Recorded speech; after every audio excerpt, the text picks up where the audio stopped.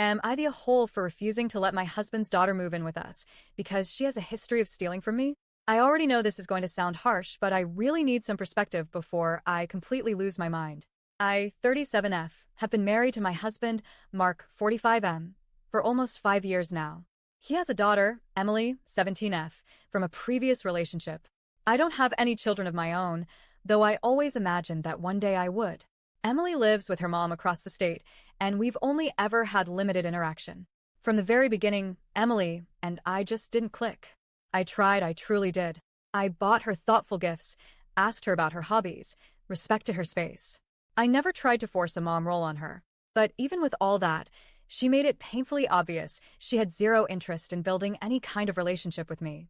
She was cold, dismissive, and would often pretend I wasn't even in the room unless Mark was present.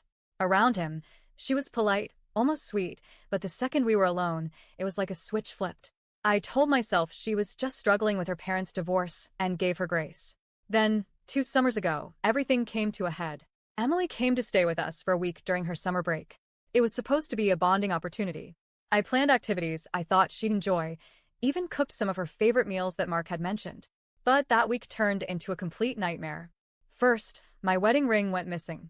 I searched everywhere. I was devastated. It wasn't just expensive, it held emotional value. A few days later, we found it stuffed in the side pocket of Emily's backpack. She claimed she had no idea how it got there. Then, my prescription medication for anxiety, something very personal and necessary, vanished. I turned the house upside down looking for it. A couple days later, Mark confronted Emily after I noticed she was unusually drowsy. She eventually admitted she had taken it to help her sleep. No apology, just a shrug. But it didn't stop there. Expensive makeup, skincare, even my underwear started going missing. I felt so violated, like I couldn't even be comfortable in my own home. When I finally confronted her about it, and yes, I was calm, respectful, and not accusatory, she completely melted down. She burst into tears and accused me of hating her because I wasn't her real mom. Mark immediately jumped to her defense.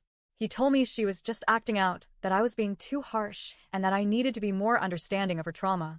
When I asked him where my understanding and boundaries fit into this, he just repeated that she's just a kid.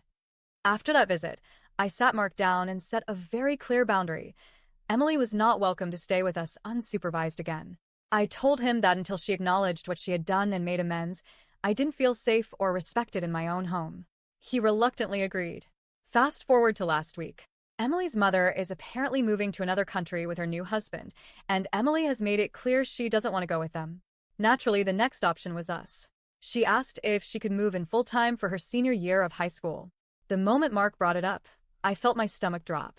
I knew this day might come eventually, but I had hoped things would be different by then, that she would have grown, matured, maybe even made some effort to repair things. But no such thing ever happened. She never once apologized. Never once acknowledged the hurt or discomfort she caused. Most of my belongings are still unaccounted for. It's like I'm expected to just forget and forgive because she's a teenager. So I said no. I calmly explained to Mark that I couldn't live under the same roof as someone who had stolen from me, lied to my face, and shown me no remorse. I told him I supported him being there for his daughter and would even help him look for a nearby rental if he wanted to live with her elsewhere. But I was firm. I will not sacrifice my sense of safety and peace just to play house with someone who has shown me nothing but contempt. He didn't say much that night, just sat in silence with a clenched jaw and vacant eyes. The next morning, he started sleeping on the couch. He barely speaks to me now unless it's about bills or dinner. And then, to top it off, his sister messaged me calling me a wicked stepmother and saying I was ruining a girl's life out of spite. I've been sitting with all of this and second-guessing myself over and over.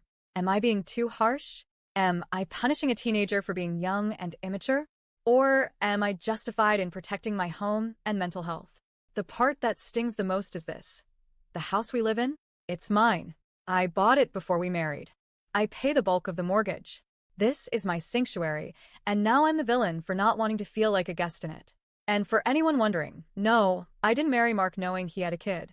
I found out after we were already married.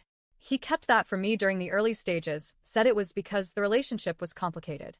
That should have been a red flag, but love makes you blind, right? I even suggested therapy when things got bad. I was open to family counseling, mediation, whatever would help. They both refused. Emily said therapy was dumb, and Mark said he didn't want to force her. So here we are. I'm exhausted. I feel like the bad guy, but I also feel like I'm the only one being realistic. I'm not asking Emily to be perfect. I'm asking for respect, accountability, and basic decency, and even that feels too much to expect. So, am I the whole for refusing to let my husband's daughter move in with us?